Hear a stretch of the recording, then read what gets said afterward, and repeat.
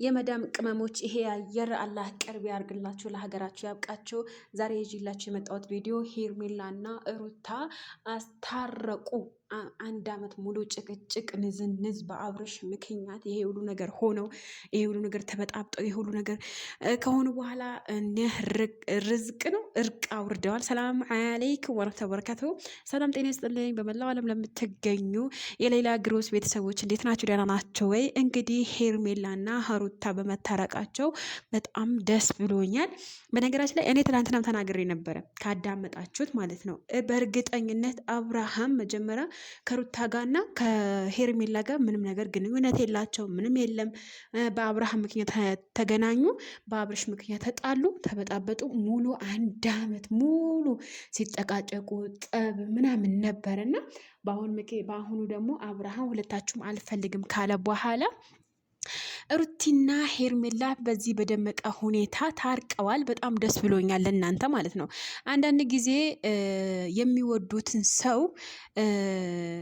ምን ልበላችሁ ውዶች፣ አንዳንድ ጊዜ ታውቃላችሁ፣ በቃ የሚወዱትን ሰው ከምታጡ ሞታችሁን የሚመርጡ ልጆች አሉና ሩታና ሄርሜላ እንደዛ ነበረ። በአሁኑ ሰዓት ደግሞ አብርሃም የራሱን ህይወት ጀምረዋል። የራሱን ህይወት ጀምራለሁ ከህይወቴ ውጡልኝ ባላቸው መሰረት ሄርሜላና ሩታ ከህይወቴ ውጡልኝ አላቃችሁ ብለዋል ነበር አይደለ? እንግዲህ አሁን ማድረግ ያለባቸው ነገር ሄርሜላና ሩታ ሁለታቸውም የአብርሃም ስነ ስርዓት እንዲመልሱ መታገል ነው ያለባቸው፣ በበኩሌ ማለት ነው። አብርሃም ወደ ራሱ መመለስ እንዳለበት ነው የምንረዳው። ምክንያቱም የሰው ልጆች መጫወቻ አይደሉም። ፍቅር በነገራችን ላይ አንድ ሴት ማለት ነው በሚገርም ሁኔታና በሚያስጠላ ሁኔታ ሀብታም የሆነ ወንድ ቤት ያለው መኪና ያለው የራሱ ንብረት ያለው የራሱ ስራ ያለው ነው በአሁን ሰዓት የምትፈልጉት ሴቶች ማለት ነው። ግን አንድ ወንድ ስራ ከሌለው አይለወጥም ብላችሁ ስለምታምኑ ማለት ነው። በነገራችን ላይ አንድ ሰው የምትዋደዱ ከሆነ የምትፋቀሩ ከሆነ ሰርታችሁ መለወጥ ትችላላችሁ። ነገር ግን እናንተ በቃ ወንዱ ሙሉ ለሙሉ በቃ የቤት እቃ፣ ቤት፣ መኪና፣ ስራ፣ የግል ስራ መኖር አለበት እና በእንደዛ ነው የምታምኑት እናንተ ማለት ነው። አሁን ምሳሌ አብርሃም ሌላ ህይወት ልጀምር ነው፣ ሌላ ህይወት ጀምር ያለው ብሏል። እውነት ያቺ ልጅ አሁንም የሶስተኛ ጊዜ እንደዚህ ነው እንደናንተ ነው የምትሆነው። እንደውም ማን ነው አብርሃም ሌላ ሴት ህይወቱ ላይ ሳትገባ በፊት ማቆም አለባቸው አንቺና ሩታ ማለት ነው። ምክንያቱም የሰው ልጅ መጫወቻ አይደለም ማለት ነው። እኔ የምደግፈው በጣም በቃ ሀቂቃ እንደዚህ በመሆናችሁ እንደዚህ በመተራቃችሁ ደስ ብሎኛል።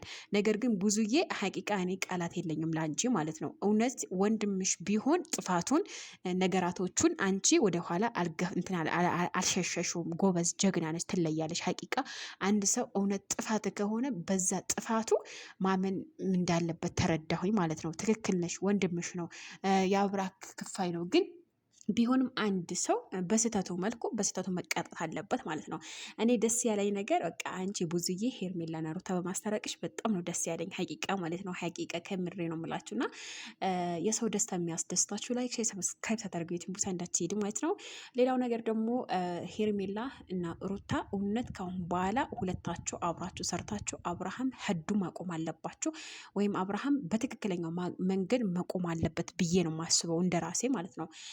የሰው ልጅ ሁሌም በአንድ ህይወት ኦኬ አንድ ህይወት አልሳካም ካለ ሁለት ህይወት ማስተካከል ይችላል። ነገር ግን አንዱም አሁን ሄርሜላ ማለት ነው አብርሃም ከመታመሙ በፊት ወይም ደግሞ ራሱን ከመሳቱ በፊት ከሄርሜላ ጋር ያለው ግንኙነት የትዳር የሚያበቃ ግንኙነት ነበረ።